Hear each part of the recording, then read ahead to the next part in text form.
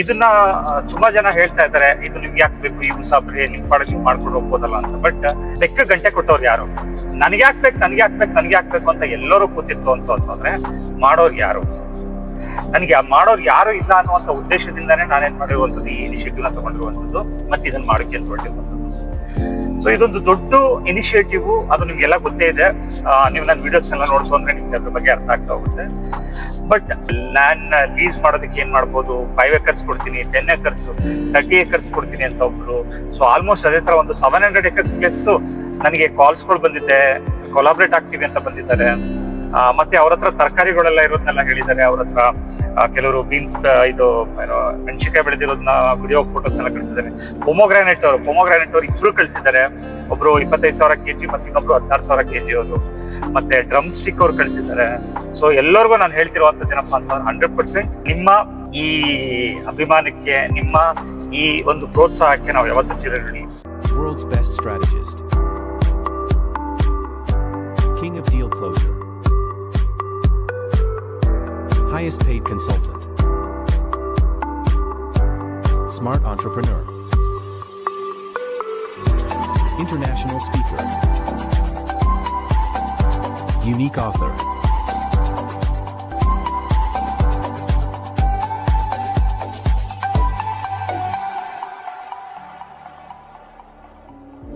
Hi, ಹೇಗಿದ್ದೀರಾ ಎಲ್ಲರೂ? So ನಾನು ಇವತ್ತು ಈ ವಿಡಿಯೋ ಮಾಡ್ತಿರೋ ಉದ್ದೇಶ ಏನಪ್ಪಾ ಅಂತ ಹೇಳ್ತು ಅಂದ್ರೆ, ನನ್ಗೆ ತುಂಬಾ ಖುಷಿ ಆಯ್ತು. ಇನ್ಸ್ಟಾಗ್ರಾಮ್ ಅಲ್ಲಿ ಆಲ್ಮೋಸ್ಟ್ 2 lakh ಹೋಗಿದೆ ಇವತ್ತು. ಈಗ ಜಸ್ಟ್ ಚೆಕ್ ಮಾಡಿದೆ ನಾನು, 2 lakh ಪೀಪಲ್ ನೋಡಿದ್ದಾರೆ, ಇನ್ನು ನೋಡ್ತಾನೆ ಇದ್ದಾರೆ, ಶೇರ್ ಮಾಡಿದ್ದಾರೆ, 10,000 ಮೇಲೆ ಲೈಕ್ಸ್ ಮಾಡಿದ್ದಾರೆ, ಆಮೇಲೆ ಕಮೆಂಟ್ಸ್ ಗಳು ಮಾಡ್ತಾ ಇದ್ದಾರೆ.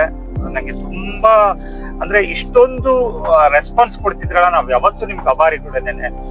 ಇದು ಒಂದು ನೇಷನ್ ಬಿಲ್ಡಿಂಗ್ ಫೋರಮ್. ಅದು ನಿಮ್ಗೆ ನಾನು ಮೊದ್ಲೇ ಹೇಳಿದ ಹಾಗೆ ನಾವು ಕೊಟ್ಟಿರುವಂತ ಕೆಲಸ ತುಂಬಾ ಮಹತ್ತರವಾದ ಕೆಲಸ. ಇದನ್ನ ತುಂಬಾ ಜನ ಹೇಳ್ತಾ ಇದ್ದಾರೆ, ಇದು ನಿಮ್ಗೆ ಯಾಕೆ ಬೇಕು, ಈ ಮುಸಾಫರಿ ನಿಮ್ ಪಾಡಿಗೆ ನೀವು ಮಾಡ್ಕೊಂಡು ಹೋಗ್ಬೋದಲ್ಲ ಅಂತ. ಬಟ್ ಬೆಕ್ಕ ಗಂಟೆ ಕೊಟ್ಟವ್ರು ಯಾರು? ನನ್ಗೆ ಹಾಕ್ಬೇಕು ಅಂತ ಎಲ್ಲರೂ ಕೂತಿತ್ತು ಅಂತಂದ್ರೆ ಮಾಡೋರು ಯಾರು? ನನಗೆ ಮಾಡೋರು ಯಾರು ಇಲ್ಲ ಅನ್ನುವಂತ ಉದ್ದೇಶದಿಂದಾನೇ ನಾನೇನ್ ಮಾಡಿರುವಂತದ್ದು, ಈ ಇನಿಷಿಯೇಟಿವ್ ನ ತಗೊಂಡಿರುವಂತದ್ದು, ಮತ್ತೆ ಇದನ್ನ ಮಾಡೋಕೆ ಅಂತ ಹೊರಟಿರುವಂತದ್ದು. ಸೊ ಇದೊಂದು ದೊಡ್ಡ ಇನಿಷಿಯೇಟಿವ್, ಅದು ನಿಮ್ಗೆಲ್ಲ ಗೊತ್ತೇ ಇದೆ. ನೀವು ನನ್ನ ವಿಡಿಯೋಸ್ ಎಲ್ಲ ನೋಡ್ಕೊಂಡ್ರೆ ನಿಮ್ಗೆ ಅದ್ರ ಬಗ್ಗೆ ಅರ್ಥ ಆಗ್ತಾ ಹೋಗುತ್ತೆ. ಬಟ್ ನಿನ್ನೆ ನಾನು 16th ಏನು ವಿಡಿಯೋನ ಅಪ್ಲೋಡ್ ಮಾಡಿದಾಗ, August 16th ಕೃಷ್ಣ ಜನ್ಮಾಷ್ಟಮಿ ದಿನ ನಾವು ಆ ವಿಡಿಯೋನ, ಆ ರೀಲ್ಸ್ ನ ಅಪ್ಲೋಡ್ ಮಾಡಿದೆ. ಸೊ ಅದು ಆಲ್ಮೋಸ್ಟ್ ತುಂಬಾ ವೈರಲ್ ಆಗೋಯ್ತು. 2 lakh ಪ್ಲಸ್ ವ್ಯೂಸ್ ಆಗಿದೆ. ಮತ್ತೆ ತುಂಬಾ ಜನ ನೋಡ್ತಾ ಇದ್ದಾರೆ ಕೂಡ, ಈಗ ಶೇರ್ ಮಾಡ್ತಾ ಇದ್ದಾರೆ, ರೀಪೋಸ್ಟ್ ಮಾಡ್ತಾ ಇದ್ದಾರೆ, ಕಮೆಂಟ್ಸ್ ಎಲ್ಲ ಬರೀತಾ ಇದ್ದಾರೆ. ಸೊ ಅದಾದ ನಂತರ ನನ್ನ ನಂಬರ್ನ ಅದ್ರಲ್ಲಿ ಶೇರ್ ಮಾಡಿದೆ. ಬಟ್ ಎಲ್ಲರಿಗೂ ಈ ವಿಡಿಯೋ ಮುಖಾಂತರ ಹೇಳೋದೇನಪ್ಪಾ ಅಂತಂದ್ರೆ, ಯಾವ ನಂಬರ್ನ ನಾವು ರಿಸೀವ್ ಮಾಡ್ಲಿಕ್ಕೆ ಆಗಲ್ಲ. ಯಾಕಂದ್ರೆ ಎಷ್ಟು ನಂಬರ್ ಅಂತ ನಾವು ರಿಸೀವ್ ಮಾಡೋಕೆ, ಆಮೇಲೆ ಮಾತಾಡ್ತಾ ಕೂತ್ಕೊಳ್ತು ಅಂತಂದ್ರೆ ನನಗೆ ಬೇರೆ ಕೆಲಸಗಳನ್ನ ಮಾಡ್ಲಿಕ್ಕೆ ಆಗಲ್ಲ. ಅದಕ್ಕೆ ನಾನು ಏನ್ ಮಾಡ್ತಿದ್ದೀನಿ ಅಂದ್ರೆ, ಇವೊಂದು ನಾನು ಇವಾಗ ನಿಮ್ಗೆಲ್ಲ ಹೇಳಿದೀನಿ ಅಂತಲ್ಲ, ಮುಂಚೆಯಿಂದಾನು ನಾನು ಫೋನ್ ನ ಯೂಶಲಿ ಆದಷ್ಟು ರಿಸೀವ್ ಮಾಡಲ್ಲ. ನಾನು ಏನ್ ಮಾಡ್ತೀನಿ ಅಂತಂದ್ರೆ, ಅವರಿಗೆ ಮೆಸೇಜ್ ಮಾಡಿ ಅಥವಾ ವಾಟ್ಸ್ಆಪ್ ಮಾಡಿ ಅಂತ ಅನ್ಬಿಟ್ಟು ಹೇಳ್ತಾ ಹೋಗ್ತೀನಿ. ಸೊ ತುಂಬಾ ನನ್ನ ಪ್ರಕಾರ ಒಂದು 400 to 500 ಪೀಪಲ್ ನನಗೆ ಮೆಸೇಜ್ ಮಾಡಿದ್ದಾರೆ. ಅವರು ಅದ್ರ ಬಗ್ಗೆ ಮಾಹಿತಿ ಕೊಡಿ ಅಂತ ಕೇಳ್ತಿದ್ದಾರೆ. ಕ್ರಾಪ್ ಓನರ್ಶಿಪ್ ಅಂದ್ರೆ ಏನು ಅಂತ ಕೇಳ್ತಿದ್ದಾರೆ. ಮತ್ತೆ ಲ್ಯಾಂಡ್ ಲೀಸ್ ಮಾಡೋದಕ್ಕೆ ಏನ್ ಮಾಡ್ಬೋದು, 5 acres ಕೊಡ್ತೀನಿ, 10 acres 30 acres ಕೊಡ್ತೀನಿ ಅಂತ ಒಬ್ರು. ಸೊ ಆಲ್ಮೋಸ್ಟ್ ಅದೇ ತರ ಒಂದು 700 acres ಪ್ಲಸ್ ನನಗೆ ಕಾಲ್ಸ್ಗಳು ಬಂದಿದೆ, ಕೊಲಾಬ್ರೇಟ್ ಆಗ್ತೀವಿ ಅಂತ ಬಂದಿದ್ದಾರೆ. ಮತ್ತೆ ಅವ್ರ ಹತ್ರ ತರಕಾರಿಗಳೆಲ್ಲ ಇರೋದನ್ನೆಲ್ಲ ಹೇಳಿದ್ದಾರೆ. ಅವ್ರ ಹತ್ರ ಕೆಲವರು ಬೀನ್ಸ್ ಇದು ಮೆಣಸಿನಕಾಯಿ ಬೆಳೆದಿರೋದನ್ನ ವಿಡಿಯೋ ಫೋಟೋಸ್ ಎಲ್ಲ ಕಳಿಸಿದ್ದಾರೆ. ಪೊಮೊಗ್ರಾನೆಟ್ ಅವ್ರು ಇಬ್ರು ಕಳಿಸಿದ್ದಾರೆ. ಒಬ್ರು 25,000 kg ಮತ್ತೆ ಇನ್ನೊಬ್ರು 16,000 kg ಅವರು. ಮತ್ತೆ ಡ್ರಮ್ ಸ್ಟಿಕ್ ಅವ್ರು ಕಳಿಸಿದ್ದಾರೆ. ಸೊ ಎಲ್ಲರಿಗೂ ನಾನು ಹೇಳ್ತಿರುವಂತದ್ದು ಏನಪ್ಪಾ ಅಂತ 100% ನಿಮ್ಮ ಈ ಅಭಿಮಾನಕ್ಕೆ, ನಿಮ್ಮ ಈ ಒಂದು ಪ್ರೋತ್ಸಾಹಕ್ಕೆ ನಾವು ಯಾವತ್ತೂ ಚಿರಋಣಿ. ಇದು ವಿಚಾರ ಹೇಳ್ಬಿಡ್ತೀನಿ, ಕೇಳಿಸ್ಕೊಳ್ಳಿ. This is a nation building forum ಅಂದ್ರೆ ಈ ದೇಶನ ಕಟ್ಟುವಂತ ಕೆಲಸನ ನಾವು ಮಾಡುವಂಥದ್ದು. ದೇಶ ಕಟ್ಟೋದು ಅಂದ್ರೆ ಏನು? ತುಂಬಾ ಜನಕ್ಕೆ ಇದು ಆಶ್ಚರ್ಯ ಆಗ್ತದೆ. ಏನು ದೇಶ ಕಟ್ಟೋದು ಅಂತಂದ್ರೆ, ಏನ್ ಹೇಳೋಕೆ ಹೊರಟಿದ್ದೀರಾ ನೀವು ಅಂತ ಅನ್ಬಿಟ್ಟು. ನಾವೆಲ್ಲರೂ ಇವಾಗ ನಮ್ ಜೀವನನ ಮಾಡ್ತಾ ಇದೀವಿ. ನೋಡಿ, ನನಗೆ ಯಾವ್ದೋ ಒಂದು ಹಳ್ಳಿ ಮಧ್ಯದಲ್ಲಿ ಹೋಗ್ತಾ ಇದ್ದೀನಿ. ಇದು ಕನಕಪುರದ ಹತ್ರ ಒಂದು 700 ಹತ್ರ ಒಂದು ಹಳ್ಳಿನಲ್ಲಿ ಹೋಗ್ತಾ ಇದ್ದೀನಿ ನಾನು ಇವಾಗ. ಇದನ್ನ ನೋಡ್ತಾ ಇದ್ದೀನಿ. ನೀವು ಈ ಮಿರರ್ ಅಲ್ಲಿ ಕಾಣಿಸ್ತಾ ಇದೆ ಇಲ್ಲಿ. ಅದು ಅಷ್ಟೊಂದು ನಾವ್ ಅನ್ಕೊಂಡ ಹಾಗೆ ಇಲ್ಲ ಅಲ್ಲಿ. ಆಮೇಲೆ ಇಲ್ಲಿರುವಂತವ್ರೆಲ್ಲರೂ ಕೂಡ ತುಂಬಾ ಅಂದ್ರೆ ಅಟ್ಲೀಸ್ಟ್ ಒಂದು ಲೆವೆಲ್ ಅಲ್ಲಿ ನಾವು ಸಿಟಿಯವ್ರು ಹೇಗ್ ಬದುಕ್ತಿದೀವೋ ಆ ಲೆವೆಲ್ ಅಲ್ಲಿ ಬದುಕಕ್ಕಾಗ್ತೇನೆ ಬೇರೆ ಲೆವೆಲ್ ಅಲ್ಲಿ ಬದುಕನ್ನ ಕಟ್ಕೊಂಡಿದ್ದಾರೆ. ಆಮೇಲೆ ನಮ್ಮ ಹತ್ರ ಇರುವಂತ ನ್ಯಾಚುರಲ್ ರಿಸೋರ್ಸಸ್ ನ ನಾವ್ ಯಾರು ಗಮನಕ್ಕೆ ತಗೊಳ್ತಾನೆ ಇಲ್ಲ. ಮತ್ತೆ ನಮ್ಮ ಹತ್ರ ಇರುವಂತ ಹ್ಯೂಮನ್ ರಿಸೋರ್ಸಸ್ ನ ಪ್ರಾಪರ್ ಆಗಿ ಯುಟಿಲೈಸ್ ಮಾಡ್ಕೊಳ್ತಾ ಇಲ್ಲ. ಅಂದ್ರೆ ನೀವು ಓವರ್ ಆಲ್ ಎಲ್ಲಾ ಪಿಕ್ಚರ್ ನೋಡಿದಾಗ ನಿಮ್ಗೆ ಗೊತ್ತಾಗುವಂತ ಪಿಕ್ಚರ್ ಏನಪ್ಪಾ ಅಂತ ಹೇಳ್ತು ಅಂತಂದ್ರೆ, ನಾವು ನಮ್ಮ ರಿಸೋರ್ಸಸ್ ನ ಸಮಗ್ರವಾಗಿ ಯೂಸ್ ಮಾಡ್ಕೊಳ್ತಾ ಇಲ್ಲ. ಅದು ನ್ಯಾಚುರಲ್ ರಿಸೋರ್ಸಸ್ ಆಗ್ಬೋದು ಅಥವಾ ಹ್ಯೂಮನ್ ರಿಸೋರ್ಸಸ್ ಆಗ್ಬೋದು. ಸೊ ಇದನ್ನೆಲ್ಲ ಗಮನದಲ್ಲಿ ಇಟ್ಕೊಂಡು ನಾನ್ ಮಾಡುವಂತ ಒಂದು ದೊಡ್ಡ ಪ್ಲಾನ್ ಏನಪ್ಪಾ ಅಂದ್ರೆ ಅಗ್ರೆಸಿವ್ ನೆಟ್ ಮತ್ತೆ ಪಾಸ್ ಮಾಡಿ. ಇವಾಗ ನಿಮ್ಗೆ ಹೇಳ್ಬೋದು ನೇಷನ್ ಬಿಲ್ಡಿಂಗ್ ಫೋರಮ್ಗೆ ಮತ್ತೆ ಅಗ್ರೆಸಿವ್ ನೆಟ್ ಮತ್ತೆ ಪಾಸ್ ಮಾಡ್ಕೊ ಏನ್ ಸಂಬಂಧ ಇದೆ ಅಂತ ಸಿ. ಒಂದು ಸಣ್ಣ ಎಕ್ಸಾಂಪಲ್ ಕೊಟ್ಬಿಟ್ಟು ನಾನು ಮುಂದಕ್ಕೆ ಹೋಗ್ತೀನಿ.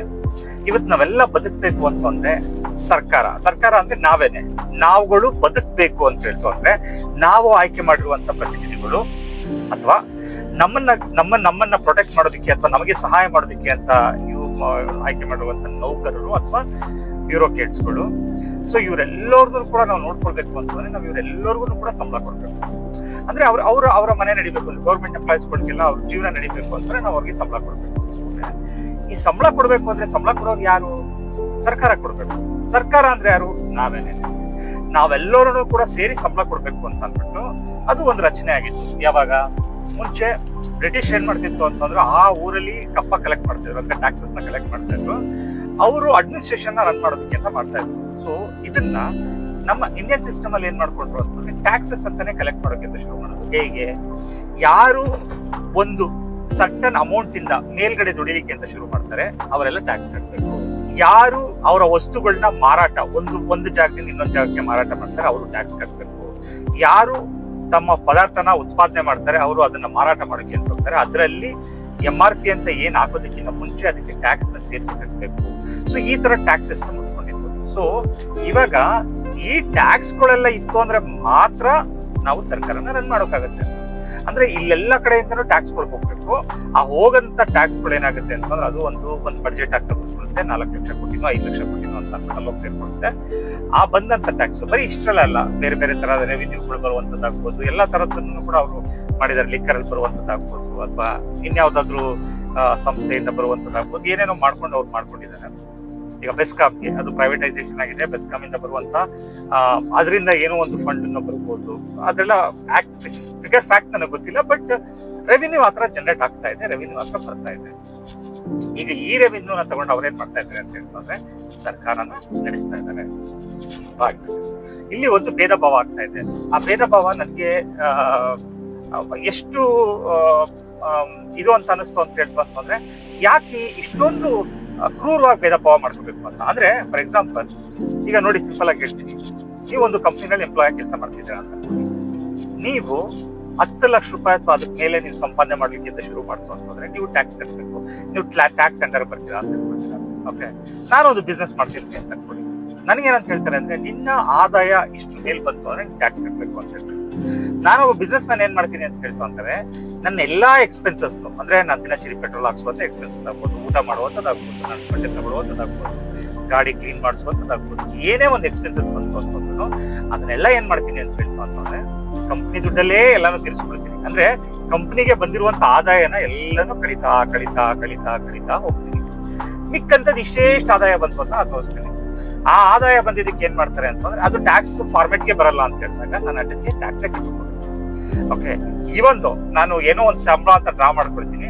ಆ ಸಂಬಳ ಆ ಟ್ಯಾಕ್ಸ್ ಲೆವೆಲ್ ಬರ್ಲಿಲ್ಲ ಅಂತ ಹೇಳ್ತಾರೆ, ಅದಕ್ಕೂ ಕೂಡ ನಾನು ಟ್ಯಾಕ್ಸ್ ಕಟ್ತೀನಿ. ಓಕೆ, ಆದ್ರೆ ನನ್ನ ಎಲ್ಲಾ ಬೆನಿಫಿಟ್ಸ್ ಎಂಜಾಯ್ ಮಾಡ್ಕೊಂಡೆ. ನಾನು ಪೆಟ್ರೋಲ್ ಹಾಕ್ಸ್ಕೊಂಡೆ, ಗಾಡಿ ತಗೊಂಡೆ, ಬಟ್ಟೆ ತಗೊಂಡೆ, ನನ್ನ ಎಲ್ಲಾ ಬೆನಿಫಿಟ್ಸ್ ಗಳು ನಾನು ಎಂಜಾಯ್ ಮಾಡ್ಕೊಂಡೆ ನನ್ನ ಕಂಪ್ನಿಯಿಂದ. ಒಬ್ಬ ಮಿಡಲ್ ಕ್ಲಾಸ್ ಅವನೊಬ್ಬ ಎಂಪ್ಲಾಯಿ, ಅವ್ನಿಗೆ 10 ಲಕ್ಷ ಬರುತ್ತೆ ಅಂತ ಅನ್ಕೊಳ್ಳಿ ಸಂಬಳ. ಅವನೇನ್ ಮಾಡ್ತಾನೆ, ಅದೇ ದುಡ್ಡನ್ನ ತಗೊಂಡು ಅವನು ಸಂಬಳ ಇದು ಬಟ್ಟೆ ತಗೋಬೇಕು, ಅದೇ ದುಡ್ಡಲ್ಲಿ ಪೆಟ್ರೋಲ್ ಹಾಕ್ಸ್ಬೇಕು, ಅದೇ ದುಡ್ಡಲ್ಲಿ ಎಲ್ಲ ಎಕ್ಸ್ಪೆನ್ಸಸ್ ಮಾಡ್ಬೇಕು, ಎಲ್ಲರೂ ಮಾಡಿ ಜೊತೆಗೆ 10 ಲಕ್ಷ ತಗೊಳ್ತಿದೆಯಲ್ಲ ಅನ್ನೋ ಒಂದೇ ಒಂದು ಕ್ರೆಡಿಟ್ಗೋಸ್ಕರ ಅವನಿಗೆ ಏನಾಗುತ್ತೆ ಅಂತ 30% ನಮಗೆ ಬಂದು ಕೊಟ್ಬಿಡುತ್ತೆ. ಅಂದ್ರೆ ಅವನು ಟ್ಯಾಕ್ಸ್ ಕಟ್ತಾನೆ. ಶ್ರೀಮಂತನಾಗೆ ಉಳಿತಾ ಇದ್ದಾನೆ, ಬಡವನಾಗೆ ಉಳಿತಾ ಇದ್ದಾನೆ. ಯಾಕೆ ತಾರತಮ್ಯ? ಯಾಕೆ ಭೇದ ಭಾವ? ಯಾಕೆ ಡಿಫ್ರೆನ್ಸಿಯೇಷನ್? ಯಾಕೆ ಇದು ಯಾರಿಗೂ ಕಾಣಿಸ್ತಾ ಇಲ್ವಾ? ಈ ತರ ಎಲ್ಲ ನಾನು ಸರ್ಚ್ ಮಾಡ್ಕೊಂಡು ಹೋದಾಗ ನಮ್ಗೆ ಗೊತ್ತಾಗಿದ್ದೇನಪ್ಪ ಅಂತಂದ್ರೆ, ಇದು ಒಂದು ಸ್ಕ್ರಿಪ್ಟ್ ಇದೆ. ಈಗ ಇದು ಸ್ಕ್ರಿಪ್ಟ್ ಆಗ್ಬಿಟ್ಟಿದೆ. ಈಗ ಟ್ಯಾಕ್ಸ್ ಸಿಸ್ಟಮ್ ಅನ್ನುವಂಥದ್ದು ಸ್ಕ್ರಿಪ್ಟ್ ಆಗಿ ಬಂದ್ಬಿಟ್ಟಿದೆ. ಅದನ್ನ ನಾನು ಚೇಂಜ್ ಮಾಡ್ತೀನಿ, ನಾನು ಇದು ಮಾಡ್ತೀನಿ, ಅದನ್ನ ಬದಲಾವಣೆ ಮಾಡ್ತೀನಿ ಅಂತ ಅಂದ್ಬಿಟ್ಟೆಲ್ಲ ಗಲಾಟೆ ಮಾಡ್ಕೊಂಡು ಹೋರಾಡೋ ಬದಲು ಅದಕ್ಕೆ ಆಲ್ಟರ್ನೇಟಿವ್ ಆಗಿ ಏನ್ ತರ್ಬೋದು? ಸೊ ಈಗ ಟ್ಯಾಕ್ಸ್ ಕಲೆಕ್ಟ್ ಮಾಡೋದ್ರಿಂದ ತಾನೇ ಇವರೆಲ್ಲರೂ ಪಾಪ ಇವ್ರು ಕಟ್ತಾ ಇದ್ದಾರೆ, ಇವ್ರು ಕಟ್ತಾ ಇಲ್ಲ ಅನ್ನುವಂಥ ಭೇದ ಭಾವ ಬರ್ತಿರುವಂಥದ್ದು. ಈಗ ಒಂದ್ ಕೆಲಸ ಮಾಡೋಣ, ನಮ್ಮ ಹತ್ರ ಇರುವಂತ ರಿಸೋರ್ಸಸ್ ಯಾವ್ದು ಯೂಸ್ ಮಾಡೋಣ. ನ್ಯಾಚುರಲ್ ರಿಸೋರ್ಸಸ್ ಏನು, ಹ್ಯೂಮನ್ ರಿಸೋರ್ಸಸ್ ಏನು ಅಂತ ಇದನ್ನ ನೋಡಿದಾಗ ನಾನು 2017 ನಾನು ವಿಸಿಟ್ ಮಾಡಿದಾಗ 38,000 ವಿಲೇಜಸ್ ನ ವಿಸಿಟ್ ಮಾಡಿದಾಗ ನನಗೆ ಗೊತ್ತಾಗಿದೆನಪ್ಪ ಅಂತ almost 65% of agriculture land unused ಆಗಿದೆ. ಸೊ ಅನ್ಯೂಸ್ ಆಗಿರುವಂತ ಅಗ್ರಿಕಲ್ಚರ್ ಲ್ಯಾಂಡ್ ನಾನು ಯೂಸ್ ಮಾಡ್ಕೊಂಡ್ರೆ ಹೇಗ್ ಬರ್ಬೋದು? ಮತ್ತೆ ತುಂಬಾ ಜನ ಅನ್ಎಂಪ್ಲಾಯ್ಮೆಂಟ್ಸ್ ಅಂತ ಕೂತಿದ್ದಾರೆ, ಎಂಪ್ಲಾಯ್ಸ್ ಕೆಲಸ ಇಲ್ಲ ಅಂತ ಕೂತಿದ್ದಾರೆ. ಎಷ್ಟು ವಿಪರ್ಯಾಸ, ಇಲ್ಲಿ ಲ್ಯಾಂಡ್ ಯೂಸ್ ಆಗಿಲ್ಲ, ಇಲ್ಲಿ ಕೆಲಸ ಇಲ್ಲ ಅಂತ ಕೂತಿದ್ದಾರೆ. ಸೊ ಇವರಿಬ್ರು ಕಾಂಬೋ ಮಾಡೋದು ಹೇಗಿರುತ್ತೆ? ಇವರಿಬ್ರು ಒಂದು ಮಾಡೋದು ಹೇಗೆ? ಇವರೆಲ್ಲರೂ ಕ್ರಿಯೇಟ್ ಮಾಡೋದು ಹೇಗೆ? ಹೊಸ ಇಂಡಸ್ಟ್ರಿನ ಸ್ಥಾಪನೆ ಮಾಡೋದಕ್ಕೆ ಅಂದ್ಬಿಟ್ಟು ಅಗ್ರಿಕಲ್ಚರ್ ಒಂದು ಇಂಡಸ್ಟ್ರಿ ತರ ಮಾಡಿ, ಅದನ್ನೇ ಒಂದು ಸಿಸ್ಟಮ್ ರೆಡಿ ಮಾಡಿ, ಅದ್ರ ಮುಖಾಂತರ ಹೇಗೆ ನಾವು ಬೆಳೆಸ್ಬೇಕು ಹೋಗೋಣ ಅಂತ ನಾನು ಪ್ಲಾನ್ ಮಾಡಿದೆ. ಸೊ ಅವಾಗ ನಾನು ಪ್ಲಾನ್ ಮಾಡಿದಾಗ ನನಗೆ ಬಂದಂತ ಐಡಿಯಾ ಈ ಅಗ್ರಿಸಿಸ್. ಸೊ ಅದನ್ನ ಬರೀಲಿಕ್ಕೆ ಅಂತೆಲ್ಲ ನಾನು ಪ್ರೀ ಪ್ಲಾನ್ ಮಾಡಿದಾಗ ಅದ್ರ ಮೇಲೆ ಪ್ಲೇಸ್ ಮಾಡ್ಕೊಂಡಾಗ ನನಗೆ ಗೊತ್ತಾಗಿದ್ದ ವಿಚಾರ ಅಂದ್ರೆ ಅಗ್ರಿಕಲ್ಚರ್ ದಿ ಮೋಸ್ಟ್ ಇನ್ಕಮ್ ಆಗಿದೆ. ಭೂಮಿ ಎನ್ನುವಂಥದ್ದು ಮಣ್ಣು ಅನ್ನುವಂಥದ್ದು ಚಿನ್ನ. ದುಬೈಗೆ ಆಯಿಲ್ ಹೇಗೋ ಇಂಡಿಯಾಗೆ ಸಾಯಿಲ್ ಹಾಗೆ. ಸೊ ಈ ಸಾಯಿಲ್ ರಿಪ್ಲೇಸ್ ಮಾಡ್ಕೊಳ್ಳೋಣ, ಇಲ್ಲಿ ಒಂದು ಸಿಸ್ಟಮ್ ನ ತರೋಣ, ಇದರಿಂದ ರೆವಿನ್ಯೂ ಹೇಗೆ ಬರ್ಬೋದು ಅಂತ ನೋಡಿದಾಗ ನಾನು ಪರೀಕ್ಷೆ ಮಾಡಿದೆ. ಟ್ಯಾಕ್ಸ್ ಫ್ರೀ ಇಂಡಿಯಾ ಮನಿ ಸರಿ ಸುಮಾರು 17 ಲಕ್ಷ ಕೋಟಿ ಮೇಲೆ ಪ್ರಾಫಿಟ್ ಬರುವಾಗ 5 years ಅಲ್ಲಿ.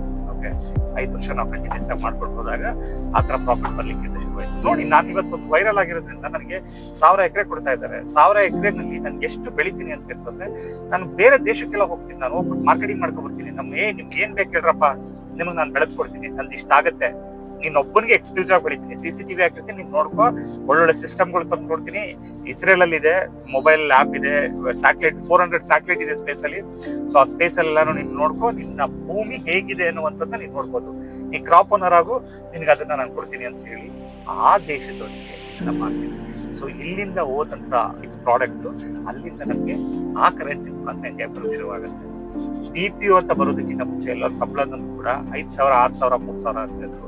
BPO ಅಂತ ಬಂದಾಗ 20,000, 40,000, 80,000, 1 ಲಕ್ಷ, 2 ಲಕ್ಷ, 5 ಲಕ್ಷ, 10 ಲಕ್ಷ, ಇವತ್ತು ಮಿಲಿಯನ್ ಗಟ್ಟಲೆ ಸಂಬಳಗಳನ್ನ ಕೊಡ್ತಾ ಇದ್ದಾರೆ. ಹೇಗೈತಿತ್ತು ಇದೆಲ್ಲ ಆಗಿದೆ ನಮ್ಗೆ? ಅಲ್ಲಿ ಎಂಪ್ಲಾಯ್ಸ್ ನ ಇಟ್ಕೊಂಡು ಕೆಲಸ ಮಾಡೋದು ತುಂಬಾ ಕಷ್ಟ ಆಗುತ್ತೆ.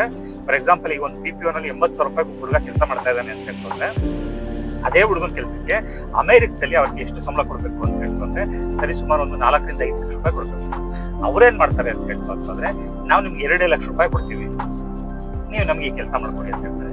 ಇವ್ರೇನ್ ಮಾಡ್ತಾರೆ, ನಿನಗೆ 80,000 ರೂಪಾಯಿ ಕೊಡ್ತೀವಿ, ನೀ ನನಗೆ ಕೆಲಸ ಮಾಡ್ಕೊಡು ಅಂತ MNC ಕೊಡ್ತಾರೆ. ಸೊ ಈ ತರ ಮಾಡ್ತಿರೋದ್ರಿಂದ ಏನಾಗುತ್ತೆ ಅಂದ್ರೆ ರೆವಿನ್ಯೂ ಜಾಸ್ತಿ ಬರ್ಲಿಕ್ಕೆ ಅಂತ ಶುರು ಆಗ್ತಾ ಹೋಗುತ್ತೆ. ಸೊ ನಾನು ಏನ್ ಹೇಳಕ್ ಕೊಟ್ಟಿದ್ದೀನಿ ಅಂತ ಹೇಳ್ಕೊಂಡ್ರೆ, ಅಲ್ಟಿಮೇಟ್ಲಿ ನಮ್ಮ ಅಮೌಂಟ್, ನಮ್ಮ ಸೋರ್ಸ್ ಇರುವಂಥದ್ದು, ನಮ್ಮ ಆದಾಯ ಇರುವಂಥದ್ದು. ಸೊ ಇದನ್ನ ನಾವು ಮಾಡೋಣ. ಓಕೆ, ಅಗ್ರಿಸಿಸ್ ನೆಟ್ ಏನೋ ರೆಡಿ ಆಗೋಯ್ತು. ಅಗ್ರಿಸಿಸ್ ನೆಟ್ಗೆ ಅಲ್ಟರ್ನೇಟಿವ್ ನಾನು ಯಾರ ಮೇಲೆ ನಂಬ್ಕೊಳ್ಳಿ ಮಾರ್ಕೆಟ್ಗೆ? ಈ ಅಗ್ರಿಸಿಸ್ ನೆಟ್ ಅಲ್ಲಿ ನನಗೊಂದು ಪಿಕ್ಚರ್ ಗೊತ್ತಾಯ್ತು, ಎಸ್ ಭೂಮಿನಲ್ಲಿದೆ, ಮತ್ತೆ ಇದನ್ನ ಮಾಡ್ಕೊಂಡು ಹೋಗೋಣ ಅಂತ. ಬಟ್ ಯಾರನ್ನ ನಂಬ್ಕೊಳ್ಳಿ ನಾನು? ಯಾರ ಮೇಲೆ ಮಾರಾಟ ಮಾಡಿ, ಯಾರ ಹತ್ರ ತಗೊಂಡೋಗ್ಕೊಂಡಿದ್ದೀನಿ? ಅವಾಗ ಉಟ್ಕೊಟ್ಟಿದ್ದೆ pass mart. So pass mart ಅಲ್ಲಿ ಯಾವ ತರ ಮಾಡಿದೆ? ಡಿಸ್ಟ್ರಿಬ್ಯೂಟರ್, ಹೋಲ್ಸೇಲರ್, ರಿಟೇಲರ್, ಕನ್ಸ್ಯೂಮರ್, ಈ ಹಂತಗಳನ್ನೆಲ್ಲ ದಾಟ್ಕೊಂಡು ಬರೋ ಹಾಗೆ ಮಾಡೋಣ ಅಂತ ಮಾಡಿ.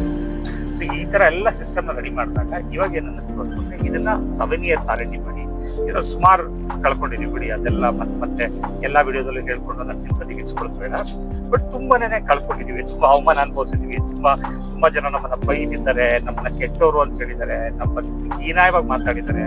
ಈ ತರ ಎಲ್ಲಾ ತರದ ಅವಮಾನಗಳನ್ನ ಅನುಭವಿಸ್ಕೊಂಡು ಇವತ್ತು ನಾವು ತೀರ್ಮಾನ ಮಾಡೋದಿಲ್ಲ ಅಂತ ಹೇಳ್ತಾರೆ, ಎಸ್ ನಾವು we need to go solution. ಈಗ ನಾವು ಆನ್ಲೈನ್ ನಾವು ನಿಂತಿದ್ದೀವಿ. ಇವಾಗ ನಾವು ಹೇಗೆ ಮಾರಾಟ ಮಾಡ್ಬೇಕು, ಹೇಗ್ ಮಾಡ್ಬೇಕು, ಏನ್ ಮಾಡ್ಬೇಕು ಅಂತ ನಾವು ನಿಂತ್ಕೊಂಡು ನಾವು ಮಾಡ್ತಾ ಇದೀವಿ. ಅದಕ್ಕೆ ಸಿಸ್ಟಮ್ಸ್ ಎಲ್ಲ ರೆಡಿ ಮಾಡಿಸ್ತಾ ಇದೀವಿ. ಸೊ ಅದೆಲ್ಲ ವಿಭಿನ್ನ ರೀತಿಯಲ್ಲಿ ಬರ್ತಾ ಹೋಗುತ್ತೆ ಸಿಸ್ಟಮ್ಸ್ ಎಲ್ಲ. ಅಂಡ್ ಇನ್ನು ಮುಂದೆ ಅಗ್ರಿ ವರ್ಲ್ಡ್ ಟ್ರೇಡ್ ಸೆಂಟರ್ ಬರುತ್ತೆ. ಸೊ ರೈತರು ತಮ್ಮ ಉತ್ಪನ್ನಗಳನ್ನ ಒಂದು ವರ್ಲ್ಡ್ ಟ್ರೇಡ್ ಸೆಂಟರ್ ಅಂದ್ರೆ ಪ್ರಪಂಚದಾದ್ಯಂತ ಅವ್ರ ವ್ಯಾಪ್ತಿನ ಮಾಡುವಂಥದ್ದು. ಅಂದ್ರೆ ಒಬ್ಬ ರೈತ ಇಲ್ಲಿಂದ ಬೆಳೆದಿರುವಂತ ಟೊಮೊಟೊನ ನಾವು ಯಾವ ದೇಶಕ್ಕೆ ಕಳಿಸ್ಬೋದು, ಏನಕ್ಕೆ ಕಳಿಸ್ಬೋದು, ಅವ್ನ QC ಎಲ್ಲ ಚೆಕ್ ಆಗಿ ಅಲ್ಲಿ ಹೋಗಿ ಹೇಗ್ ಮಾಡ್ಬೋದು ಅಂತ ಮಾಡುವಂತದ್ದೇನೇನೆ ಅಗ್ರಿಸಿಸ್ ತಂಡ ಗುರಿ. ಸೊ 5 ವರ್ಷ ಡೌನ್ ದಿನದಲ್ಲಿ ಕಷ್ಟಪಟ್ಟು ನಾವೆಲ್ಲರೂ ಕೆಲಸ ಮಾಡ್ಕೊಂಡ್ರೆ, ಒಗ್ಗೂಡ್ಕೊಂಡು ನಾವು ಕೆಲಸ ಮಾಡ್ಕೊಂಡ್ರೆ ಅದು ಬೇರೆ ಲೆವೆಲ್ ತಗೊಂಡೋಗ್ತೀವಿ. ಸ್ನೇಹಿತರೆ, ನಾನು ಹೇಳೋದು ಒಂದೇ ಮಾತು, ದಯವಿಟ್ಟು ನನಗೆ ಎರಡೂ ಕೂಡ, ಒಂದು FPO ಮಾಡಿದೀನಿ, ಮತ್ತೆ ಇನ್ನೊಂದು ಪಬ್ಲಿಕ್ ಲಿಮಿಟೆಡ್ ಕಂಪನಿ ಮಾಡಿದೀನಿ. ದಯವಿಟ್ಟು ನೀವೆಲ್ಲರೂ ಶೇರ್ ಹೋಲ್ಡರ್ಸ್ ಆಯ್ತು ಅಂತಂದ್ರೆ ಇದು ನಿಮ್ಮ ಕಂಪನಿ. 86 ಲಕ್ಷ ಜನ ರೈತರಿದ್ದಾರೆ. 86 ಲಕ್ಷ ಜನ ರೈತರಲ್ಲಿ ನನ್ನ ಉದ್ದೇಶ ಇರೋದೇನಪ್ಪ ಅಂತಂದ್ರೆ ಸರಿ ಅಟ್ಲೀಸ್ಟ್ ಒಂದು 5% ಅಂದ್ರೆ ಒಂದು 4 ಲಕ್ಷದಿಂದ 5 ಲಕ್ಷ ಜನ ರೈತರು ನಮ್ಮ ಜೊತೆ ಕೊಲಾಬರೇಟ್ ಆಯ್ತು ಅಂತ ಹೇಳ್ತಾರೆ. ಅದು ವಂಡರ್ಸ್ ಸ್ಥಾಪನೆ ಮಾಡ್ಬೋದು, ಅದು ಬೇರೆ ಲೆವೆಲ್ ತಗೊಂಡೋಗ್ಬೋದು. ಮತ್ತೆ ಬೆಂಗಳೂರಲ್ಲಿ ನಾವೇನ್ ಮಾಡ್ತಿದೀವಿ ಅಂತಂದ್ರೆ ಕೃಷ್ಣರಾಜ ಪಾಸ್ ಮಾರುಕಟ್ಟೆ ಅಂತ ಮಾಡ್ತಾ ಇದ್ವಿ. ಇನ್ನು 95 ಪಿನ್ ಕೋಡ್ಸ್ ಅಲ್ಲೂ ಕೂಡ ಎಲ್ಲಾ ಪಿನ್ ಕೋಡ್ಸ್ ಅಲ್ಲೂ ಕೂಡ ನಾವು ಮಾರ್ಕೆಟ್ ನ ರೆಡಿ ಮಾಡ್ತಾ ಇದೀವಿ. ಆ ಮಾರ್ಕೆಟ್ ಅಲ್ಲಿ ನಾವು ಎಲ್ಲಾ ಪದಾರ್ಥಗಳನ್ನ ಇಡ್ತೀವಿ. ನೀವು ಸೋಕಾಲ್ಡ್ ಮಾರ್ಕೆಟ್ ಅಂತ ಹೋಗ್ತಾ ಇದ್ದೀರೋ ಆ ಮಾರ್ಕೆಟ್ ಅಲ್ಲಿ ಏನ್ ಸಿಗುತ್ತೆ ಅಂತ ಹೇಳ್ತಾರೋ ಆ ತರ ನಾವು ರೈತರು ಅಂದ್ರೆ ನಾವೆಲ್ಲ ಕೊಂಡ್ಕೊಂಡಿರುವಂತದ್ದೆಲ್ಲನ್ನು ಅಥವಾ ನಮ್ಮ ಜೊತೆ ಕೊಲಾಬ್ರೇಟ್ ತರುವಂತ ಪದಾರ್ಥಗಳನ್ನೆಲ್ಲನೂ ಕೂಡ ನಾವೇನ್ ಮಾಡ್ತೀವಿ ಅಂದ್ರೆ ತಂದು ನಾವು ಇಡ್ತಾ ಹೋಗ್ತೀವಿ. ಆ ಪದಾರ್ಥನ ನೀವು ಬುಕ್ ಮಾಡಿ ಆನ್ಲೈನ್ ಅಲ್ಲಿ ಬುಕ್ ಮಾಡ್ತು ಅಂದ್ರೆ ಅದು ನಿಮ್ಮ ಗಡಿಗೆ ಡೆಲಿವರಿ ಆಗ್ತಾ ಹೋಗುತ್ತೆ. ಇಲ್ಲ ಅಂತ ಹೇಳ್ಕೊಂಡ್ರೆ ನೀವು ಅದನ್ನು ಕೂಡ ತಗೊಂಡು ಹೋಗ್ಬೋದು. ನಮ್ಮ ಉದ್ದೇಶ ನೀವು ಬರೀ ಮಾರ್ಕೆಟ್ ಮೇಲೆ ಡಿಪೆಂಡ್ ಆಗಿ ಮಾರ್ಕೆಟ್ ಅಲ್ಲೇ ಕೂತ್ಕೊಂಡು ಮಾಡೋದಕ್ಕಿಂತ ನೀವು ಇಲ್ಲಿ ಬಂದು ನಿಮ್ಮ ವಸ್ತುಗಳನ್ನ ನೀವು ನಿಮ್ಮ ಏರಿಯಾದಲ್ಲಿನೇ ನಿಮ್ಮ ವಸ್ತುಗಳನ್ನ ಖರೀದಿ ಮಾಡ್ಬೋದು. ಸೊ ಆ ತರದೊಂದು ಸಿಸ್ಟಮ್ ನ ತರ್ತಾ ಇದ್ದೀವಿ. ಮತ್ತೆ ಇನ್ನೊಬ್ರು ಕೇಳಿದ್ರು, ಸೊ ನಮ್ಗೆ ರೇಟ್ ಹೇಗ್ ಗೊತ್ತಾಗುತ್ತೆ, ನಮ್ಗೆ ರೇಟ್ ಯಾವ ತರ ಮಾಡೋದು, ಅಕಸ್ಮಾತ್ ನಾವು ಹಾಕೊಂಡಿರುವಂತ ಬಂಡವಾಳಕ್ಕಿಂತ ಲಾಸ್ ಆಯ್ತು ಅಂದ್ರೆ ನಾವ್ ಏನ್ ಮಾಡ್ಬೇಕು ಅಂತ ಹೇಳಿದ್ರು ಅದಕ್ಕೊಂದು ನಾವು ಸೊಲ್ಯೂಷನ್ ಕಂಡಿಡ್ತೀವಿ. ಅದೇನಪ್ಪಾ ಅಂತ ಹೇಳ್ಕೊಂಡ್ರೆ ನೋಡಿ, ನಿಮ್ಗೆ ಇನ್ಸ್ಟೆಂಟ್ ಆಗಿ ಈಗ ಪ್ರಾಡಕ್ಟ್ ಹಿಂಗ್ ಬಂದಿದ ತಕ್ಷಣ ಮಾರಾಟ ಆಯ್ತು, ಬಂದಿದ ತಕ್ಷಣ ಅವಾಗ ಒಂದು ದುಡ್ಡು ಬಂತು ಅನ್ನೋದಕ್ಕೆ ಅಂತ ಬೇಕು ಅನ್ನೋರಾಯ್ತು ಅಂದ್ರೆ ಅವ್ರಿಗೆ ನಾವೇನು ಮಾಡೋಕ್ಕಾಗಲ್ಲ. ಬಟ್ ಇಲ್ಲ ನಾವು ವೆಯ್ಟ್ ಮಾಡ್ತೀವಿ ಅನ್ನೋದಿತ್ತು ಅಂದ್ರೆ ನಾವೊಂದು ಫಾರ್ಮುಲಾ ಯೂಸ್ ಮಾಡ್ತೀವಿ. ಹೇಗಪ್ಪ ಅಂತ ಹೇಳ್ಕೊಂಡ್ರೆ ನಾವು ನಿಮ್ಮ ಪ್ರಾಡಕ್ಟ್ ಏನ್ ಮಾಡ್ತೀವಿ ಅಂದ್ರೆ ರೀಟೇಲ್ ಸೆಗ್ಮೆಂಟ್ ನೇ ಕೊಡ್ತೀವಿ. ಅಂದ್ರೆ ರೀಟೇಲ್ ಸೆಗ್ಮೆಂಟ್ ಹೇಗೆ ಕೊಡ್ತೀವಿ ಅಂತ ಹೇಳಿದ್ರೆ, ಫಾರ್ ಎಕ್ಸಾಂಪಲ್ ಈಗ ನಮ್ಮ ಹತ್ರ ಒಂದು ರೇಟ್ ಕಾರ್ಡ್ ಇದೆ. ಹೋಲ್ಸೇಲ್ಗೆ ಒಂದು ರೇಟ್ ಕಾರ್ಡ್ ಬರುತ್ತೆ, ಡಿಸ್ಟ್ರಿಬ್ಯೂಟರ್ ಒಂದು ರೇಟ್ ಕಾರ್ಡ್ ಬರುತ್ತೆ, ಹೋಲ್ಸೇಲ್ ಒಂದು ರೇಟ್ ಕಾರ್ಡ್ ಬರುತ್ತೆ, ರಿಟೇಲ್ ಒಂದು ರೇಟ್ ಕಾರ್ಡ್ ಬರುತ್ತೆ, ಮತ್ತೆ ಕನ್ಸ್ಯೂಮರ್ ಒಂದು ರೇಟ್ ಕಾರ್ಡ್ ಬರುತ್ತೆ. ಏನಕ್ಕೆ ರೇಟ್ ಕಾರ್ಡ್ಸ್ ಎಲ್ಲ ಡಿಫ್ರೆನ್ಸ್ ಆಗಿದೆ ಅಂತ ಹೇಳ್ಕೊಂಡ್ರೆ ವೆರಿ ಸಿಂಪಲ್. ಹೋಲ್ಸೇಲ್ ಅಂದ್ರೆ ಅವನು ಮಿನಿಮಮ್ ಇಷ್ಟು ಕ್ವಾಂಟಿಟಿ ತಗೊಂಡ್ರೆ ಮಾತ್ರ ಅವನನ್ನ ನಾವು ಹೋಲ್ಸೇಲ್ ಅಂತ ಟ್ರೀಟ್ ಮಾಡ್ತೀವಿ. ಅವನ ಅಷ್ಟು ಕ್ವಾಂಟಿಟಿ ತಗೊಳ್ಳಿಲ್ಲ ಅಂತ ಹೇಳ್ಕೊಂಡ್ರೆ ಸರಿ. ಡಿಸ್ಟ್ರಿಬ್ಯೂಟರ್ ಅಂತಂದ್ರೆ ಇಷ್ಟು ಕ್ವಾಂಟಿಟಿ ತಗೊಳ್ಳೇಬೇಕು ಅವನು ಅದನ್ನ ತಗೊಳ್ಳಿಲ್ಲ ಅಂತಂದ್ರೆ ಅವನ್ನ ಹೋಲ್ಸೇಲ್ ಅಂತ ಟ್ರೀಟ್ ಮಾಡ್ತೀವಿ, ಕಡಿಮೆ ತಗೊಳ್ಬೋದು. ಹೋಲ್ಸೇಲ್ ಒಂದು ಮಾರ್ಜಿನ್ ಇದೆ, ಅವನ ಅಷ್ಟು ತಗೊಳ್ಳಿಲ್ಲ ಅಂತ ಹೇಳ್ಕೊಂಡ್ರೆ ಅವನ್ನ ರಿಟೇಲ್ ಅಂತ ಟ್ರೀಟ್ ಮಾಡ್ತೀವಿ. ರಿಟೇಲ್ಗೆ ಒಂದು ಪ್ರೈಸ್ ಇದೆ, ಆ ಪ್ರೈಸ್ ಅಲ್ಲಿ ಅವ್ರು ಪರ್ಚೇಸ್ ಮಾಡ್ಲಿಲ್ಲ ಅಂತಂದ್ರೆ ಅವನ್ನ ಕನ್ಸ್ಯೂಮರ್ ಅಂತ ಟ್ರೀಟ್ ಮಾಡ್ತೀವಿ. ಕನ್ಸ್ಯೂಮರ್ 1 kg ಅಲ್ಲ, ಅರ್ಧ kg ಅಲ್ಲ, 1/4 kg 100 ಗ್ರಾಮ್ ತಗೋಬಹುದು. ಸೊ ಈಗ ಡಿಸ್ಟ್ರಿಬ್ಯೂಟರ್ಗೆ ಒಂದು ಡಿಸ್ಟ್ರಿಬ್ಯೂಷನ್ ರೇಟ್ ಅಂತ ಬರುತ್ತೆ, ಹೋಲ್ಸೇಲ್ ಒಂದು ರೇಟ್ ಅಂತ ಬರುತ್ತೆ, ರಿಟೇಲ್ ಒಂದು ರೇಟ್ ಅಂತ ಬರುತ್ತೆ, ಹಾಗೇನೆ ಕನ್ಸ್ಯೂಮರ್ ಒಂದು ರೇಟ್ ಅಂತ ಬರುತ್ತೆ. ಸೊ ಕನ್ಸ್ಯೂಮರ್ ರೇಟ್ ಯಾವತ್ತೂ ಕೂಡ ರೈತನಿಗೆ ಲಾಸ್ ಔಟ್ ಸಾಧ್ಯತೆ ಇಲ್ಲ. ಸೊ ಅದನ್ನ ಸೆಟ್ ಮಾಡಬೇಕು ಅಂತ ಹೇಳ್ಕೊಂಡ್ರೆ ಅದಕ್ಕೆ ನಮ್ಗೆ ಸ್ವಲ್ಪ ಟೈಮ್ ತಗೊಳುತ್ತೆ. ಅದನ್ನ ನಾವೀಗ ಸೆಟ್ ಮಾಡ್ತಾ ಇದೀವಿ, ಮಾರ್ಕ್ ಮಾಡ್ತಾ ಇದೀವಿ. ನಾವು ಒಂದು ಟೀಮ್ ನ ಬಿಟ್ಟು ಮಾರ್ಕೆಟಿಂಗ್ ಎಲ್ಲ ಮಾಡಿ ಅವರಿಗೆ ನಾವು ಕಳಿಸ್ಕೊಡ್ಬೇಕು ಅಂತೆಲ್ಲ ಪ್ಲಾನ್ ಮಾಡಿದೀವಿ. ಸೊ ಅದು ಬರುವಷ್ಟೊತ್ತಿಗೆ ಸ್ವಲ್ಪ ಟೈಮ್ ಆಗ್ಬೋದು. ಸ್ವಲ್ಪ ಅಂದ್ರೆ ಇವಾಗ ಆಲ್ರೆಡಿ ನಾವು ಅದನ್ನ R&D ಎಲ್ಲ ಮಾಡಿದೀವಿ. ಅದಕ್ಕೆಲ್ಲದಕ್ಕೂ ಕೂಡ ನಾವು ಬ್ಯಾಂಗ್ಳೂರಲ್ಲಿ ಹೇಗೆ ನೀವು ಸೆಟಪ್ ಮಾಡ್ಬೇಕು ಅಂತೆಲ್ಲ ಪ್ಲಾನ್ ಮಾಡ್ತಾ ಇದೀವಿ. ಸೊ ಅದು ಬಂದಾಗ ನಿಮ್ಗೆ ಏನಾಗುತ್ತೆ ಅಂತ ಈಸಿಯಾಗಿ ಅದ್ರ ಮೇಲೆ ನಿಮ್ಗೆ ಒಂದು ಒಳ್ಳೆ ರೇಟ್ ಬರ್ಲಿಕ್ಕೆ ಶುರುವಾಗುತ್ತೆ. ಸೊ ನಾವು ವೆರಿ ಸಿಂಪಲ್ ಆಗಿ ಹೇಳ್ತಿರುವಂತದ್ದು ಅಂದ್ರೆ ನಾವು ನಿಮ್ಮ ಹತ್ರ ನೇರವಾಗಿ ಖರೀದಿ ಮಾಡಿ. ಅದನ್ನ ಇನ್ನೊಂದು ವಿಚಾರ ಹೇಳ್ತೀನಿ ಕೇಳಿಸ್ಕೊಳ್ಳಿ. ನಾವು ಖರೀದಿ ಮಾಡೋದಕ್ಕೂ ಸುಮಾರು ಜನ ಕೇಳಿದ್ರು, ನಾವು ನಿಮ್ ಜೊತೆ ಕೊಲಾಬ್ರೇಟ್ ಆಗ್ಬೋದಾ, ನಾವು ನಿಮ್ ಜೊತೆ ಜಾಯ್ನ್ ಆಗ್ಬೋದಾ, ನಮಗೂ ನಿಮ್ಮ ಇನಿಷಿಯೇಟಿವ್ ತುಂಬಾ ಇಷ್ಟ ಆಗ್ತಿದೆ ಅಂತ ಹೇಳಿದ್ರು. ಸೊ ನಾನೇನ್ ಮಾಡಿ ಪ್ಲಾನ್ ಮಾಡ್ತೀನಿ ಅಂತ ಹೇಳಿದ್ರು, ಯಾರ್ಯಾರು ನಮ್ಮ ಜೊತೆ ಕೊಲಾಬ್ರೇಟ್ ಆಗ್ತಾರೋ ಅವ್ರವ್ರಿಗೆ ನಮ್ಮ ಕಂಪ್ನಿನಲ್ಲಿ ನಮ್ಮ ಟ್ರೈನಿಂಗ್ ಸೆಂಟರ್ಸ್, ಟ್ರೈನಿಂಗ್ ಪ್ರೋಗ್ರಾಮ್ಸ್ ಎಲ್ಲ ಕೊಟ್ಟು ಅವ್ರನ್ನ ಅಲ್ಲೇನೆ ಮುಂದುವರ್ಸ್ಕೊಂಡು ಹೋಗುವಂಥದ್ದು. ಅಂದ್ರೆ ಯಾರು ಬಿಸ್ನೆಸ್ ಮಾಡ್ಬೇಕು ಅಂತ ಹೇಳ್ತಾರೆ ಅವರಿಗೆ ಬಿಸ್ನೆಸ್ಗೆ ಸೆಟಪ್ ಮಾಡ್ಕೊಡುವಂಥದ್ದು ಅದೇ ಲೋಕಾಲಿಟಿನಲ್ಲಿ ನಾವು ಅದೊಂದು ಪ್ಲಾನ್ ಮಾಡ್ತಾ ಇದೀವಿ. ಅದಕ್ಕೆಲ್ಲ ಟ್ರೈನಿಂಗ್ ಪ್ರೋಗ್ರಾಮ್ಸ್ ಅದನ್ನೆಲ್ಲ ಮಾಡ್ಕೊಂಡು ನಾವು ಮಾಡ್ತಾ ಹೋಗ್ತೀವಿ. ಸೊ ಪ್ರತಿಯೊಂದು ಹಂತದಲ್ಲೂ ಕೂಡ ನಮ್ಮ ಉದ್ದೇಶ ಎಲ್ಲಿಂದನೋ ಕರೆಸಿ ಕೊಡಿಸುವಂಥದ್ದಲ್ಲ, ಅಲ್ಲಿ ಲೋಕಲ್ ಎಂಪ್ಲಾಯ್ಮೆಂಟ್ ಕ್ರಿಯೇಟ್ ಮಾಡಬೇಕು, ಮತ್ತೆ ಲೋಕಲ್ ಆಂಟ್ರಪ್ರಿನರ್ಸ್ ನ ಕ್ರಿಯೇಟ್ ಮಾಡಬೇಕು. ನಾನು ನಿಮ್ಗೆ ಪ್ರೀವಿಯಸ್ ವಿಡಿಯೋಸ್ಗಳಲ್ಲಿ ಹೇಳಿದಾಗೆ ಆಂಟ್ರಪ್ರಿನರ್ಶಿಪ್ ಹಬ್ ಆಗ್ಬೇಕು, ಅನ್ಎಂಪ್ಲಾಯ್ಮೆಂಟ್ ಇರಬಾರ್ದು, ಮತ್ತೆ ಪಾವರ್ಟಿ ಅನ್ನುವಂಥದ್ದು ಹೋಗ್ಬೇಕು, ರೈತರು ಈ ದೇಶದ ಬೆನ್ನೆಲುಬು ಪ್ರೂವ್ ಮಾಡಬೇಕು. ಸೊ ಈ ತರ ತುಂಬಾನೇ ಮಾನದಂಡಗಳನ್ನ ಇಟ್ಕೊಂಡು ಒಂದು ವಿಷನ್ ನ ಇಟ್ಕೊಂಡು 2047 ಟುವರ್ಡ್ಸ್ ನಾವು ಹೋಗ್ತಾ ಇದೀವಿ. ಸೊ ನಿಮ್ಗೆ ಯಾವುದೇ ತರದ ಡೌಟ್ ಇದೆ ಅಂತಂದ್ರು, ನಿಮ್ಗೆ ಏನೇ ತರದ್ದು ಪ್ರಾಬ್ಲಮ್ ಫೇಸ್ ಮಾಡ್ತಿದ್ದೀರಾ ಅಂತಂದ್ರು ದಯವಿಟ್ಟು ನಮ್ಮ ಹತ್ರ ಮುಖ್ಯವಾಗಿ ಮಾತಾಡ್ಬೋದು. ಅಲ್ಲಿ ಇನ್ನೊಂದು ವಿಚಾರ ಏನಪ್ಪಾ ಅಂತಂದ್ರೆ, ಪ್ರಪಂಚದಲ್ಲಿ ಪ್ರತಿ ಒಂದು ವಿಚಾರಕ್ಕಿಂತ ತುಂಬಾ ಮುಖ್ಯವಾದದ್ದು ಬೇಕಾಗಿರೋದಂದ್ರೆ ತಾಳ್ಮೆ ಮತ್ತೆ ನಂಬಿಕೆ. ದೊಡ್ಡ ರೆವಲ್ಯೂಷನ್ ಅನ್ನು ಮಾಡ್ಬೋದು. ಆ ರೆವಲ್ಯೂಷನ್ಗೋಸ್ಕರ ಪ್ರತಿಯೊಬ್ರು ಕಾಯ್ತಾ ಇದ್ದಾರೆ. ನೇಷನ್ ಬಿಲ್ಡ್ ಮಾಡೋದಕ್ಕೆ ಅಂತ ಎಲ್ಲರೂ ಕೂಡ ಕಾಯ್ತಾ ಇದ್ದೀವಿ. ನಿಮ್ಮ ಸಹಾಯ ಇಲ್ಲದೆ ನಾವು ಏನನ್ನೂ ಮಾಡೋಕ್ಕಾಗಲ್ಲ. ದಯವಿಟ್ಟು ಎಲ್ಲರೂ ಪ್ರೋತ್ಸಾಹ ಕೊಡಿ. ನಿಮ್ ಜೊತೆ ಈ ವಿಡಿಯೋನ ಇದೇ ತರ ಹೆಚ್ಚೆಚ್ಚಾಗಿ ಶೇರ್ ಮಾಡ್ತಾ ಅಂತಂದ್ರೆ ನಮ್ಮ ಆಲೋಚನೆಗಳು, ನಾವೇನ್ ಮಾತಾಡೋಕೆ ತಿಳ್ಕೊಳ್ತೀವಿ ಅದೆಲ್ಲ ಕೂಡ ಎಲ್ಲರಿಗೂ ತಲುಪ್ತಾ ಹೋಗುತ್ತೆ. ಸೊ ಅದಕ್ಕೋಸ್ಕರ ನಾನು ಬೇರೆ ಕಡೆ ಎಲ್ಲ ಮಾಡಿದೆ, ನನಗೆ ಕಾರ್ ಪಾಡ್ಕಾಸ್ಟ್ ಯಾಕೆ ನಾನು ಮಾಡ್ತಾ ಇದ್ದೀನಿ ಅಂತ ಹೇಳಿದ್ರೆ, ಅಟ್ಲೀಸ್ಟ್ ನನ್ನ ಮನಸ್ಸಲ್ಲಿರುವಂತ ಭಾವನೆಗಳು, ನನ್ನ ಮನಸ್ಸಲ್ಲಿರುವಂತ ಆಲೋಚನೆಗಳು ಅದನ್ನೆಲ್ಲನೂ ಕೂಡ ನಾನು ಮತ್ತೆ ಹೇಳ್ಕೊಳ್ತಾ ಇದ್ದೀನಿ. ಒಬ್ಬ ಆಕಾಶದಲ್ಲಿ ಆರ್ಬೋದು ಅಂತ ಕಲ್ಪನೆ ಮಾಡಿದ ತಕ್ಷಣನೇ ಏರೋಪ್ಲೇನ್ ಅಂತ ಆಯ್ತು. ವೈರ್ ಇಲ್ದೇನೆ ಫೋನಲ್ಲಿ ಮಾತಾಡ್ಬೋದು ಅಂತ ಕಲ್ಪನೆ ಮಾಡಿದ ತಕ್ಷಣ ಫೋನ್ ಆಯ್ತು. ಅರ್ಥ ಆಯ್ತಾ? ಏನೋ ಒಂದು ಆಯಿಲ್ ನ ಹಾಕೊಂಡು ಕಾರ್ ಓಡಿಸ್ಕೊಂಡು ಹೋಗ್ಬೋದು ಅಂತ ಅಂದ್ಬಿಟ್ಟು ಥಿಂಕ್ ಮಾಡಿದ ತಕ್ಷಣ ಕಾರ್ ಅಂತ ಆಯ್ತು. ಹಾಗೆ ಪ್ರತಿ ಒಂದಕ್ಕೂ ಕೂಡ ಒಂದು ಆಲೋಚನೆ ಅನ್ನುವಂಥದ್ದು ಇರುತ್ತೆ. ಇಮ್ಯಾಜಿನೇಷನ್ ಇಲ್ದೇನೆ ಏನು ಕೂಡ ಆಗಲ್ಲ. ಸೊ ನಾವಿವತ್ತು ಅದ್ರ ಇಮ್ಯಾಜಿನ್ ಮಾಡಿದ್ವಿ, ಅದಾಗಲ್ಲ ಅಂತ ದಯವಿಟ್ಟು 100% ಹಾಗೆ ಆಗುತ್ತೆ. ನಾವು ಅದನ್ನ ಅಚೀವ್ ಮಾಡೇ ಮಾಡ್ತೀವಿ. ಅರ್ಥ ಆಯ್ತಾ? ಎಷ್ಟು ಲೇಟ್ ಆಯ್ತು ಅಂತಂದ್ರೆ ನಾವು ಅಚೀವ್ ಮಾಡೇ ಮಾಡ್ತೀವಿ. ಅಚೀವ್ ಮಾಡಿ ಏನು ಈ ಸಮಾಜಕ್ಕೆ ನಾವು ಇದನ್ನ ಮಾಡ್ಬೇಕು ಅನ್ಕೊಂಡಿದೀವಿ, ಅಂದ್ರೆ ಈ ನಮ್ಮ ಗೋಲ್ ಇಟ್ಕೊಂಡಿದೀವಿ 2047 ಮಿಷನ್ ಅಂತ ಇಟ್ಕೊಂಡಿದೀವಿ, ಆ ಮಿಷನ್ ನಾವು ಅಚೀವ್ ಮಾಡೇ ಮಾಡ್ತೀವಿ. ನೀವು ಅದನ್ನೆಲ್ಲ ವಿಟ್ನೆಸ್ ಮಾಡ್ತೀರಾ ಕೂಡ. ನನ್ನ ಉದ್ದೇಶ ಏನಪ್ಪಾ ಅಂತಂದ್ರೆ, ನೀವು ಕೂಡ ಅದ್ರಲ್ಲಿ ಪಾತ್ರಧಾರಿಗಳಾಯ್ತು ಅಂದ್ರೆ, ನೀವು ಕೂಡ ಅದರಲ್ಲಿ ನೀವು ನಿಮ್ಮ ಕೈನ ಜೋಡಿಸ್ಬೋದು ಅಂದ್ರೆ, ನೀವು ಕೂಡ ಅದ್ರಲ್ಲಿ ಒಬ್ಬ ವ್ಯಕ್ತಿ ಆಯ್ತು ಅಂತಂದ್ರೆ, ಅದ್ರಲ್ಲಿ ಎಲ್ಲಾ ಆ ಬೆನಿಫಿಟ್ಸ್ ನ ಎಲ್ಲಾನು ಕೂಡ ನೀವು ಎಂಜಾಯ್ ಮಾಡ್ತಾ ಹೋಗ್ತೀರಾ. ಸೊ ನಂಬಿಕೆ ಬನ್ನಿ, ಎಂಪ್ಲಾಯ್ಮೆಂಟ್ ನ ನಿರ್ಮೂಲನೆ ಮಾಡೋಣ. ಅದಾಗಿದ್ದ ತಕ್ಷಣ ಎಲ್ಲರೂ ಶ್ರೀಮಂತ ಮಾಡೋಣ, ರೈತ ದೇಶದ ಬೆನ್ನೆಲುಬು ಅನ್ನೋದನ್ನ ಪ್ರೂವ್ ಮಾಡೋಣ. ಇಡೀ ಸಮಾಜಕ್ಕೆ ನಮ್ಮಲ್ಲಿರುವಂತ ಪೊಟೆನ್ಶಿಯಲ್, ಇಡೀ ಪ್ರಪಂಚಕ್ಕೆ ನಮ್ಮ ದೇಶದಲ್ಲಿರುವಂತ ಪೊಟೆನ್ಶಿಯಲ್ ತೋರಿಸಿ ಹೋಗೋಣ ಅಂತ ಹೇಳ್ತಾ ನನ್ನ ಈ ಮಾತನ್ನ ಮುಗಿಸ್ತೀನಿ. ನೆಕ್ಸ್ಟ್ ವಿಡಿಯೋದಲ್ಲಿ ಭೇಟಿ ಹಾಕೋಣ. All the best.